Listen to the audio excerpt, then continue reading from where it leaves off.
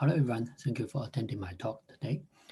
And today I will present our recent published paper, which is complementary property of multiphoton condensate in linear optics networks. It is a cooperation with Professor Miyamura at the University of Tokyo. The physical system we consider is linear optics networks, which is the physical platform for boson sampling. A linear optics network is constructed with beam splitters as shown here. One can depict the system in this schematic figure with M input mode and M output mode. If we have a single photon input, this photon will be transmitted to the output mode M prime with certain probability. The transformation of such mode system can be described by a unitary matrix UN prime M, and this transformation can be also represented in this schematic figure. If we use the degree of freedom of a path to define our computational basis, EM, the transition matrix from EM to EM prime can be directly given by the unitary matrix UN prime M. So in this single photon linear optic networks, we can therefore access to quantum coherence by complementary measurements in the mutually unbiased basis of the computational basis. The mutually unbiased basis of the computational basis can be specified by a generalized Pauli operator, lambda j, where lambda j is a combination of mode shift x and the phase shift z. The mode shift x shifts the input mode to its nearest neighboring mode n+1 cyclically, while the z operator adds a phase shift omega to the power of m to each mode. The omega is the mth root of the unity. One can then construct lambda j eigenstate by this formula. One can also represent the lambda j eigenspace in this clockwise diagram, where the m is also shared with each eigensubspace with a specific eigenvalue. On the left-hand side, we have the z eigenspace. We can use the Hadamard generalized Hadamard transform to map the lambda j eigenspace to the z eigenspace, such that we can implement the measurement in this lambda j Pauli eigenspace by just counting the output probability of the Hj Taylor transformation. And we called two Pauli operators are complementary if they have mutually unbiased basis. If the mode number is prime, then the set of z and lambda j operator, they are mutually complementary. Therefore, we can then implement a set of complementary Pauli measurement associated with this Pauli operator with the help of Hadamard transform. From this measurement statistic, we can then assign Pauli quantity by a Q function in each Pauli measurement. And then we can evaluate the average of this Pauli quantity. We call this quantity the complementary Pauli quantity, CQL. And a complementary Pauli quantity, it quantifies a particular complementary property in single photon linear optic networks. One can therefore access to complementary properties in single photon linear optic networks through this complementary Pauli quantity physically in single photon linear optic networks. And how about for multiphoton linear optic networks? So it will become more complicated because, for example, if we have two photons, these two photons can bound together in this interferometer, and in the output we may measure more than one photon in a single output mode. If we use the Fox state as our computational basis, the transition matrix from nu to n is sharply hard to determine because we have to calculate the permanent of an n times m matrix.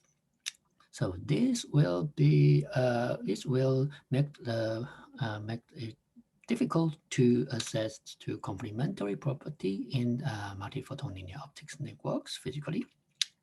So We will solve this problem by addressing three questions. The first question is about the complementary structure of Pauli operators in multiphoton linear optic networks.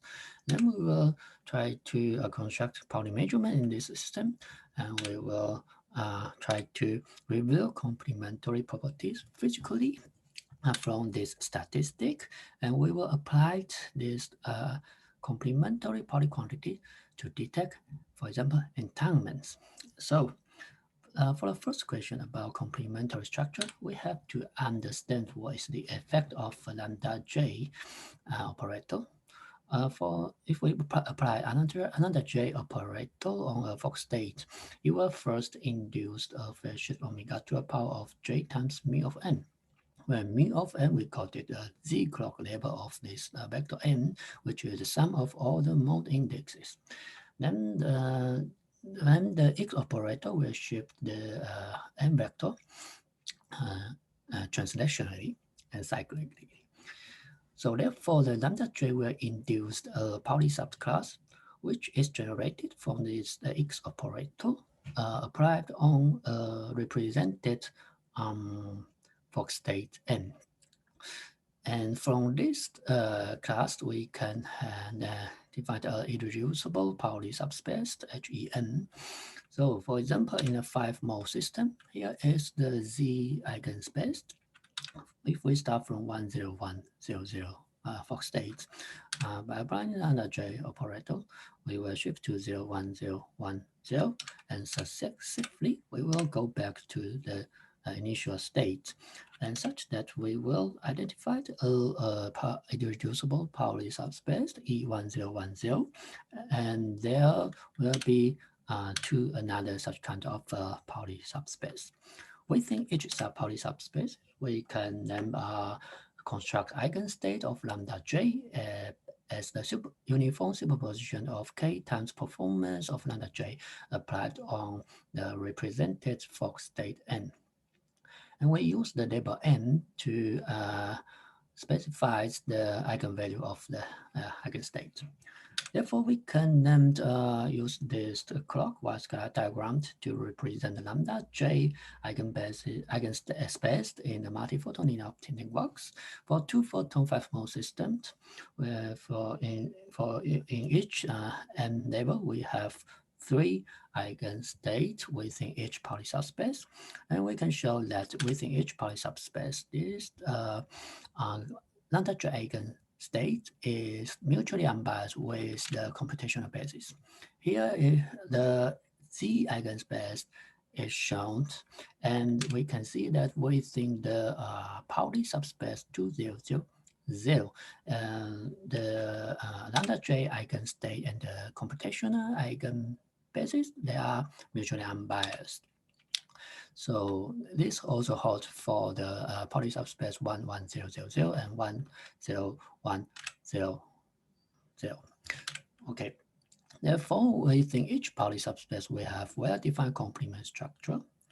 And now we can use Pauli measurement to access to the complementary property. A Pauli measurement here we refer to as a projective measurement onto the lambda j eigenstate with the same label n, which is project onto this area. We can use the inverse Hadamard transform to transform the lambda j eigenspace to the Z eigenspace. For example, if we have a lambda j eigenstate, this lambda j eigenstate, this is the will be the measurement outputs in this measurement, and we can see that there's only the Fock state with mu equals 0, which is equal to the input m equal 0, is possible.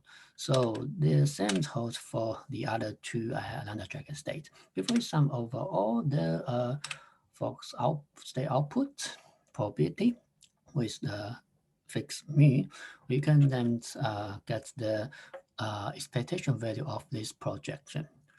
Therefore, we can get the Pauli measurement statistic through this implementation. And okay, so far we have shown that within each Pauli subspace, we have well-defined complementary structure. We can then use generalized Hadamard transform to implement Pauli measurement to get the Pauli measurement statistic. From this measurement statistic, we can then evaluate certain complementary Pauli quantity. But what is good of this for this quantity? We can use this quantity to identify, characterize a set convex set of quantum states. For example, if we sort 2-photon 5 modes for multiphoton states by this CQL, and we have a set of pure state psi S. If we set the convex combination of this pure state is the state with the property S, then we can use this CQL to characterize the boundary on this convex set. For example, if this property S is separability, then we can use this complementary Pauli quantity to detect entanglement in multipartite linear optics networks. In order to characterize these boundaries, now we need this corollary, which says that the complementary Pauli quantity is invariant under Pauli subspace decoherence, where a Pauli subspace decoherence is you project a state into Pauli subspace and then take the mixture of them. So therefore, in order to characterize the boundary, we have to first characterize the boundary within each Pauli subspace. And then we use this theorem to extend the boundary through convex through extensions. For concave, we get the lower boundary, and for convex, we have the upper bound. So here we will show an example of the application of these theorems for entanglement detection. And this is a 3-8 2B photons in 5 mode, 5 mode, B mode linear optic network system. And this entanglement state can be measured in the measurements, complementary measurement associated with this set of operator. The first is the measurement in the computational basis, and the other is associated with local lambda J tensor lambda J Pauli operator. And since this state is eigenstate of this operator, we can get a perfect correlation in these 6 complementary measurements, Pauli measurements. In order to quantify the correlations in each Pauli measurement, we use the mutual information. And then we take the average of the mutual information, which we call it complementary mutual information, to quantify the complementary correlation of this state. And we will see that complementary mutual information of this state is log 5. Now we want to know what's the boundary for separate states. And we first need to characterize the boundary for separate state within each Pauli subspace, which is given by log 5 for each. And then we can use theorem 3 to extend this boundary to this multiphoton, bipartite multiphoton linear optic networks, which is given by log 5/3. And one can see that the complementary mutual information of our target state is much larger than the separable boundary. And we can therefore detect the entanglement of the state physically in an feasible experiment. Yeah. So now let me make a summary.